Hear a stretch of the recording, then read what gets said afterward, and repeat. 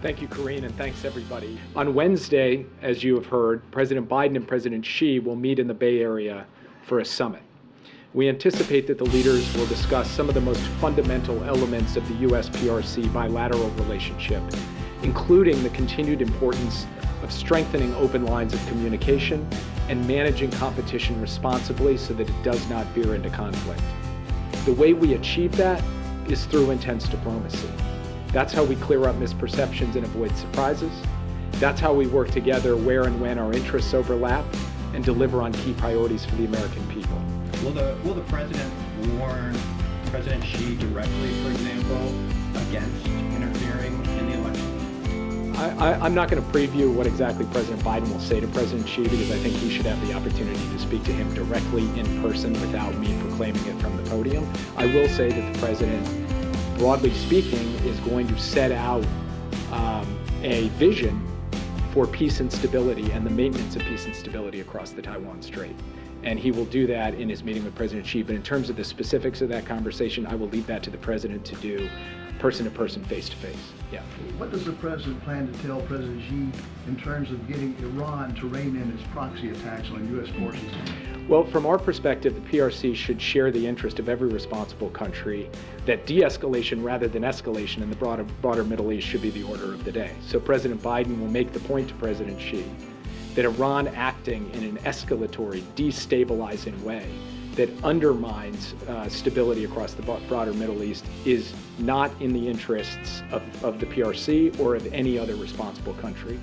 And PRC, of course, has a relationship with Iran, and it's capable, if it chooses to, of making those points directly to the Iranian government. Yeah. It's been more than a year since China suspended those talks, so what are the main sticking points from the Chinese side? The United States has been ready for that entire period to sustain military-to-military communications because we think it's the only responsible thing to do. Having our two militaries in communication is the way you reduce mistake, you avoid escalation, you manage competition so it doesn't veer into conflict. That to us is an absolutely straightforward factor, and no matter what else is happening in the relationship, those military-to-military links should remain intact. That's our position going into San Francisco.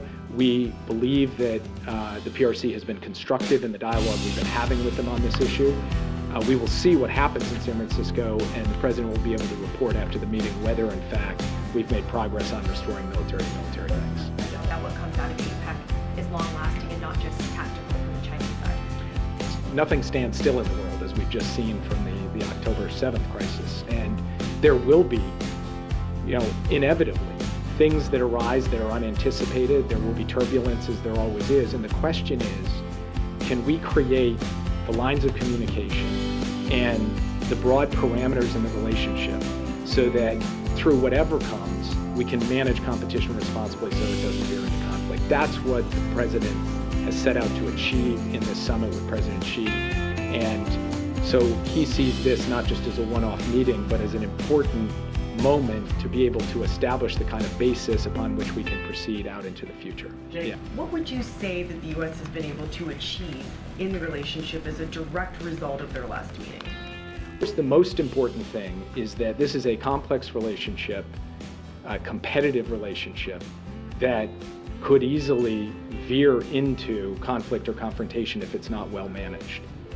And so managing the relationship in an effective way is the single most important responsibility of the president and everyone who works for him on this file.